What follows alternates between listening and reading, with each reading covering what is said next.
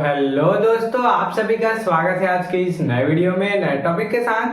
आशा करता हूं आप सभी बहुत ही मस्त होंगे और अपने अपने पढ़ाई में तेजी के साथ व्यस्त होंगे। तो चलिए इस प्रकार से आज के इस प्यारे से टॉपिक में हम लोग तत्वों के निष्कर्षण सिद्धांत एवं जो प्रक्रम चैप्टर है इसके अंतर्गत एल्यूमिना का विद्युत अपघटनीय अपचयन क्या होता है, इसको हम लोग इसके चित्र के माध्यम से इसके विधि को समझने वाले हैं। ये जो टॉपिक है आपके बोर्ड एग्जाम में किस प्रकार से पूछा जाता है, एल्यूमिना का विद्युत अपघटनीय अपचयन विधि क्या होता है, चित्र सही समझाइए, या फिर कभी कभी इसके रिएक्शन को भी पूछ दिया जाता है। अक्सर 3 नंबर में ये एल्यूमिना का विद्युत अपघटनीय अपचयन की विधि को चित्र से ही समझाइए, इस प्रकार से ही पूछा जाता है। तो चलिए आज की इस वीडियो में हम लोग इसी को कवर करने वाले हैं, क्योंकि जो टॉपिक है आपके बोर्ड एग्जाम के लिए बहुत इंपॉर्टेंट होने वाला है। पूरे 3 नंबर में आपको पूछ लिया जाता है, तो आपको ये जो यहाँ पर विधि दिख रहा है इसको लिखना होगा और यहाँ पर जो डायग्राम है इसको बना लेना होगा। इसको रटना बिल्कुल भी नहीं है, बिल्कुल भी रटना नहीं है। चलिए अब हम लोग इसको ध्यान से समझने का प्रयास करेंगे। तो एल्यूमिना का विद्युत अपघटनीय अपचयन की इस विधि में क्या किया जाता है, शुद्ध एल्यूमिनियम धातु प्राप्त किया जाता है।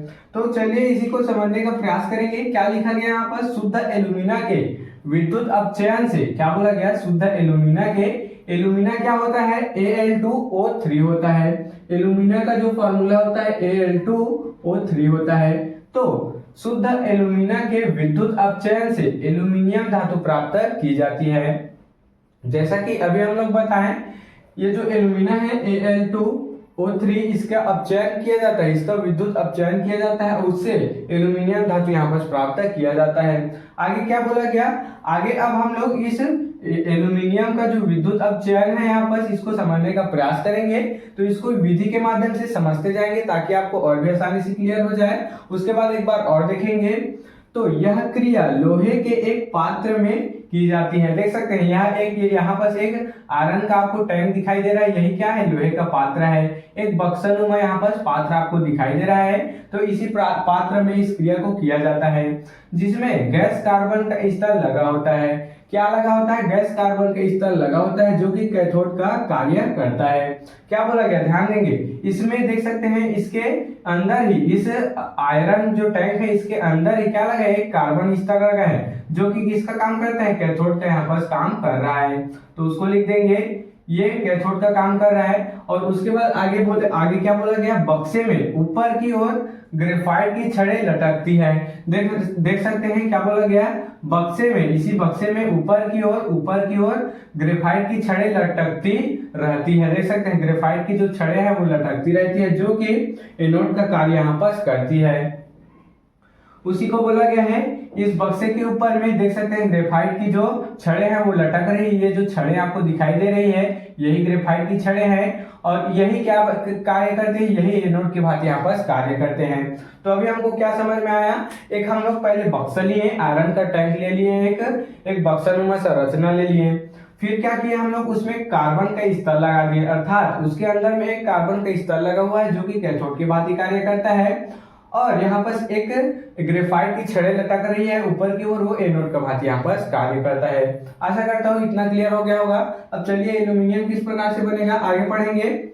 शुद्ध एल्यूमिना क्या बोला गया, शुद्ध एल्यूमिना 23 केल्विन अर्थात 2323 केल्विन पर पिघलता है। अब इसको अगर सेंटीग्रेड में बोले तो लगभग ये 2000 के आसपास सेंटीग्रेड में यहाँ पर आ जाएगा, 2000 के आसपास सेल्सियस में यहाँ पर आ जाएगा। अगर सेल्सियस में नापे तो क्या बोला गया, जो Al2O3 है अर्थात एल्यूमिना है, वह 23 केल्विन में क्या होता है, पिघलता है, अर्थात 2000 के लगभग डिग्री सेल्सियस में पिघलता है। वह इसमें जब क्रायोलाइट मिलाते हैं, क्या मिलाते हैं, इसमें हम लोग एक सूचक के रूप में क्रायोलाइट को मिलाते हैं, तो वो केवल 1700 केल्विन पर यहाँ पर पिघल जाता है। अर्थात हम लोग इसमें कम से कम 60% इसमें क्या मिला देते हैं, क्रायोलाइट मिला देते हैं। देख सकते हैं इसमें क्रायोलाइट मिला दिए हैं, और इसी बक्से में हम लोग Al2O3 मिला दिए, अर्थात एल्यूमिना को मिला दिए हैं। अब क्या होगा, इसे मिलाकर जब विद्युत धारा प्रवाहित किया जाता है, अर्थात जब एल्यूमिना का विद्युत अपचयन किया जाता है, इसमें जब विद्युत धारा प्रवाहित किया जाता है तो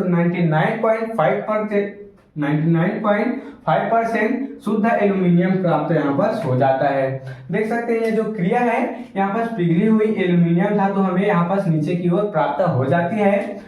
तो इस प्रकार से हमें शुद्ध एल्यूमिनियम यहाँ पर प्राप्त हो जाता है। चलिए अब हम लोग इस विधि को और एक बार समझने का प्रयास करेंगे। इधर आपको बिल्कुल भी ध्यान नहीं देना है, हम जो अभी आपको बता रहे हैं आपको उसी को कार्यविधि में लिख रहे हैं और इस डायग्राम को छोटा सा बना देना है। तो चलिए एल्यूमिना का विद्युत अपघटनीय अपचयन आखिर होता क्या है। सबसे पहले आप इस लाइन को लिखेंगे कि एल्यूमिना का विद्युत अपघटनीय अपचयन के द्वारा शुद्ध एल्यूमिनियम धातु प्राप्त किया जाता है। इसके विधि में सबसे पहले एक आयरन का टैंक लिया जाता है तथा उसके अंदर एक कार्बन की स्तर लगा होता है जो कि कैथोड के भांति कार्य करता है। उसके बाद इस टैंक के इस बक्से के ऊपर में एक ग्रेफाइट की छड़ें लटकती रहती है, कुछ ग्रेफाइट की छड़ें लटकती रहती है जो कि एनोड के भांति यहाँ पर कार्य करते हैं। इसके बाद क्या लिखेंगे, जब हम लोग क्या करते हैं क्रायोलाइट और Al2O3 को मिलाते हैं, अर्थात दोनों को जब हम लोग मिक्सर कर देते हैं और विद्युत अपचयन यहाँ पर कराते हैं तो हमें शुद्ध रूप से पिघली हुई एल्यूमिनियम धातु यहाँ पर प्राप्त हो जाती है, जिसको हम लोग यहाँ से अलग कर लेते हैं। यहाँ से एक पात्र में हम लोग अलग यहाँ पर ले लेते हैं जो कि इसके तल में बैठ जाता है। तो इस प्रकार से हमें शुद्ध एल्यूमिनियम धातु यहाँ पर प्राप्त हो जाता है। तो आपको इतना लिख देना है। आशा करता हूं कि आपको ये जो एल्यूमिना का विद्युत अपचयन जो विधि है आसानी से क्लियर हो गया होगा। आप इसका स्क्रीनशॉट यहाँ पर ले सकते हैं। तो आशा करता हूं कि आपको ये जो एल्यूमिना का विद्युत अपघटनीय अपचयन विधि है चित्र सहित आसानी से क्लियर हो गया होगा।